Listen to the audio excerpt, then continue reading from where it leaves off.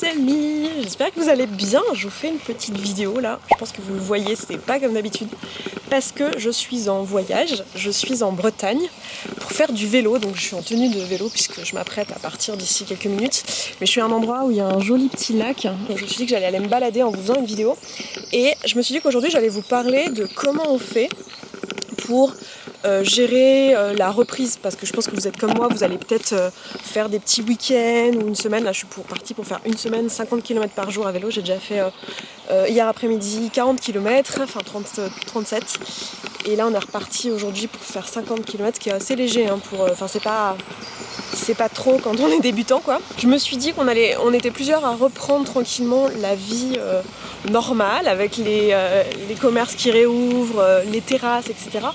Et le fait de pouvoir partir loin. Et je sais pas vous, mais je sais que moi en tout cas ça m'a traversé l'esprit et j'ai vu plusieurs personnes dans le programme nous en parler. Il y a un peu cette angoisse de qu'est-ce que ça va être de reprendre, parce qu'on a tellement été privés pendant les dernières semaines, les derniers mois, voire la dernière année, qu'on va avoir tendance à avoir peur en fait de se jeter sur la nourriture, de pas bien gérer ces week-ends là, d'être lourd.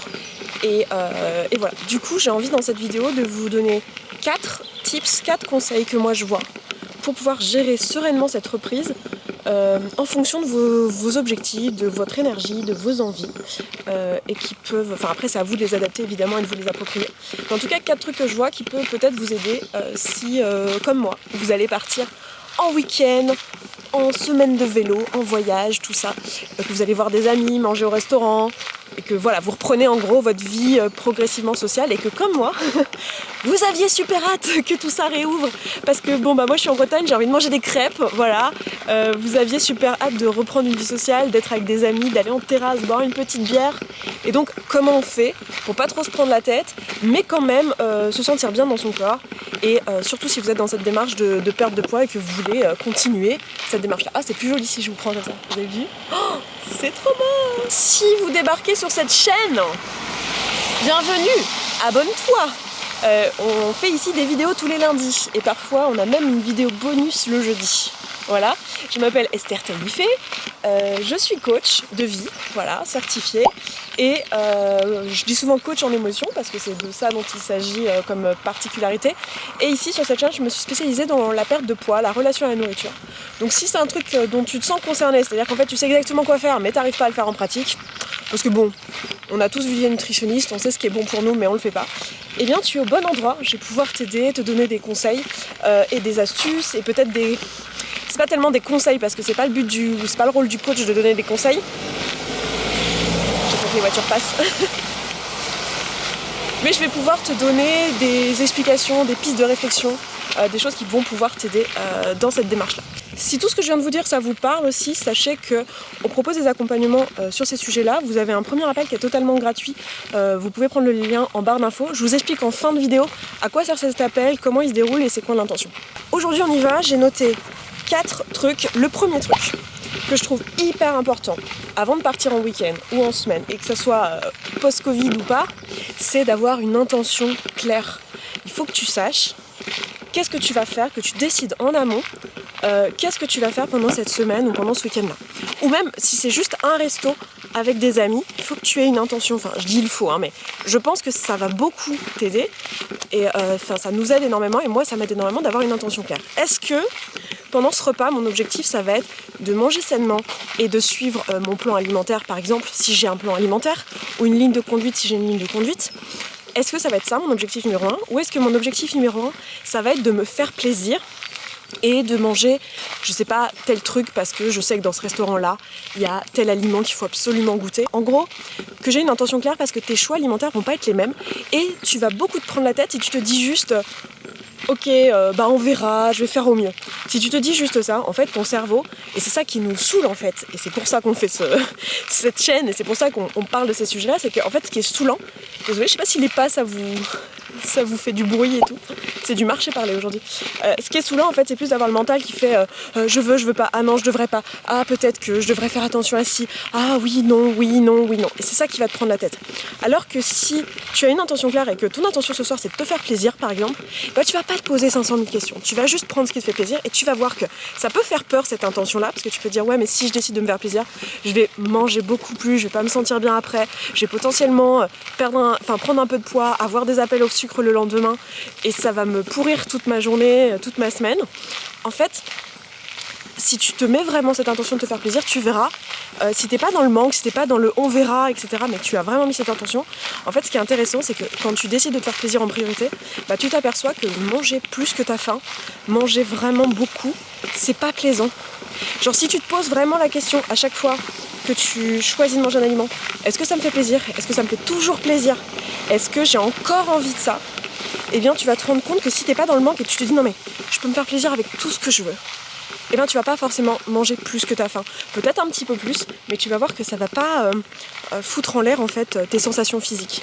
Et c'est important de savoir que si tu fais ce choix-là, bah, il faut être ok avec les potentiels désagréments. Genre si tu choisis de te faire plaisir et que du coup tu manges un truc un peu sucré et que tu sais que chez toi ça va te faire des appels au sucre le lendemain, ça fait partie du deal. Est-ce que, et là il n'y a que toi qui peux te juger, est-ce que ça vaut le coup de manger cet aliment-là? Est-ce que c'est assez bon? Est-ce que j'en ai assez envie pour accepter les désagréments qui vont avec? Voilà. Et il n'y a pas de bonne ou de mauvaise réponse à cette question, hein. C'est vraiment toi qui sais. Donc, être clair sur l'intention. Est-ce que je vais à ce resto ou pendant ce week-end ou pendant cette semaine-là pour me faire plaisir, ou est-ce que je veux juste me nourrir et continuer à manger sainement, etc. Et dans ce cas, mon choix sur la carte ne va pas du tout être le même. Et même si je suis invitée, mes choix vont pas être les mêmes. Je vais pas forcément manger beaucoup de pain, beaucoup de fromage, ou reprendre du gâteau, ou ce genre de choses. Chose que j'aurais pu faire si c'était juste pour me faire plaisir et que c'était ça ma priorité. Qu'est-ce que c'est beau?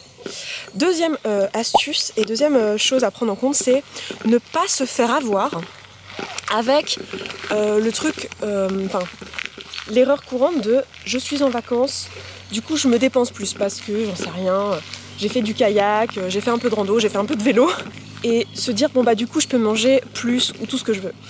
C'est important de se rendre compte que même en rando, tu dépenses pas forcément beaucoup d'énergie, et en gros c'est pas du tout un problème. Oh là là, quel beau soleil.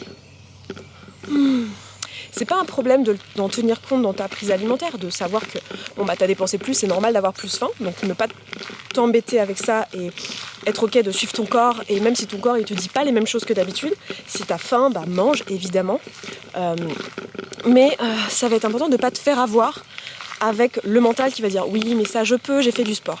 C'est pas le sujet. Encore une fois, remets-en toi à ton intention. C'est quoi l'objectif? Est-ce que c'est de suivre mes sensations de faim et de satiété et de manger à ma faim?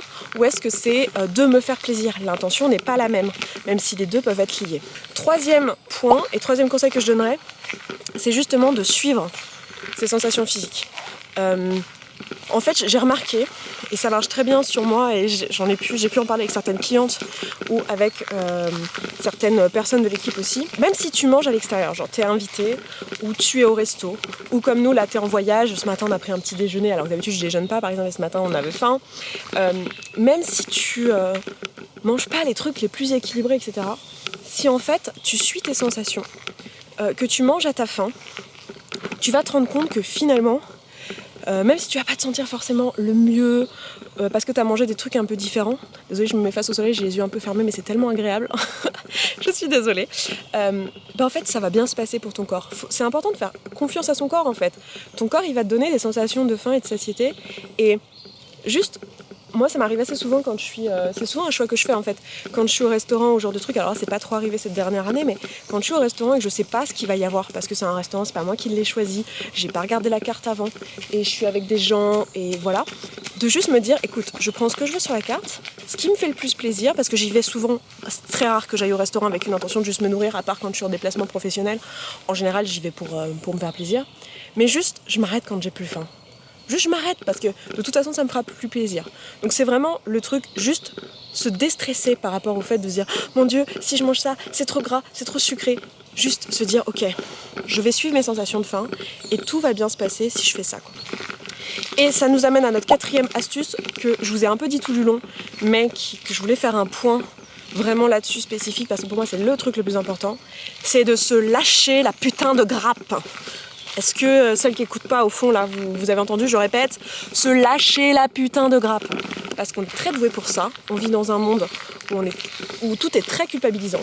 Et se rappeler que même si, admettons, tu as 5 semaines de congé dans ton année, ce qui est la moyenne en France, d'accord, enfin, ce qui est le truc légal en France, même si 5 semaines dans ton année, 52 semaines quand même, c'est 10% du temps, même si pendant 5 semaines, tu te gaves, mais genre, tu manges beaucoup trop gras, beaucoup trop sucré, beaucoup trop salé, avec de l'alcool, c'est pas grave. Ça va pas impacter ta santé sur le long terme. En fait, ce qui est important de comprendre, c'est que si c'est ponctuel, ce n'est pas grave. L'importance pour ta santé long terme, pour ton équilibre de poids, pour pas faire des fluctuations de ouf, etc., c'est un équilibre sur le quotidien. Je veux dire, tout le monde, pendant les fêtes de Noël ou pendant les vacances, peut prendre du poids. Je veux dire, même des personnes les plus minces et les plus équilibrées dans leur vie peuvent se retrouver à prendre un peu de poids. Mais ce poids, il est vite reperdu avec juste la reprise de la vie normale. Donc, juste se lâcher la grappe, ne pas se dire des trucs du genre « ça y est, c'est foutu, j'ai tout gâché à cause des vacances ». Oublier ce genre de pensées en fait culpabilisantes et te rappeler que ces pensées, elles t'appartiennent pas. C'est la société qui te les a foutues dans le crâne, mais c'est de la grosse merde, voilà. Hein, j'ai remarqué que je vous ai tutoyé, tiens, dans cette vidéo. D'habitude, je ne tutoie pas. Voilà, on est devenus proches, ça y est, vous venez avec moi en vélo et on est devenus proches. Je vous rappelle qu'on fait des premiers appels totalement gratuits. Nous, on n'a absolument aucun intérêt à vous proposer le programme, c'est pas pour vous. Je sais qu'il y a certaines personnes d'ailleurs qui sont parfois déçues parce qu'on leur propose pas et on leur dit non, c'est pas le bon moment pour toi. On pense qu'on va te mettre en difficulté si tu viens dans le programme. Ça veut pas dire que vous allez pas pouvoir résoudre cette problématique, ça veut juste dire qu'on n'est pas forcément la bonne personne pour vous aider. Et c'est normal en fait, on est tous différents. Donc vraiment, c'est important de garder à l'esprit que cet appel, il a pour intention de vous servir au mieux. Donc l'idée et ce qu'on vous recommande, c'est de venir à cet appel avec un esprit ouvert, en sachant qu'on va aller parler de vous, de votre situation, de comment ça se passe. La coach, elle est là pour être à votre écoute, de vous aider à mettre les mots. Parfois, c'est des sujets sur lesquels on n'en a jamais parlé à nos proches, et c'est des sujets qui peuvent être tabous même pour nous, et on comprend des choses rien qu'en en parlant. Donc c'est vraiment un espace qui est là pour ça. Et je vous dis à lundi prochain. Je vous dis... Bah, il arrête. C'est ces freins qui font ce bruit-là, putain. On va pas y arriver cette fin de vidéo. Je m'arrête là, je vous embrasse et je vous dis à lundi prochain. Ciao ciao.